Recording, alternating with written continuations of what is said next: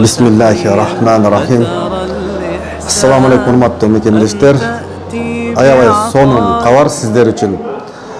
Аллах Тааланын каалоосу менен, Аллах Тааланын буйругу менен, сиздердин жардамыңыздар менен Газадагы бир туугандарга суу чыкпаган жерге суу тараттык. Аябай ыраазы болуп отурушат, көрүп атасыздар ошо тасмада.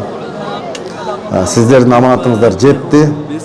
Ошол бир сом берсеңиз дагы акыретте Аллах Таала эбегейсиз көп кылып кайтарып берсин. Бул дүйнөдө дагы берекени Аллах Таала сизге аябай чачсын.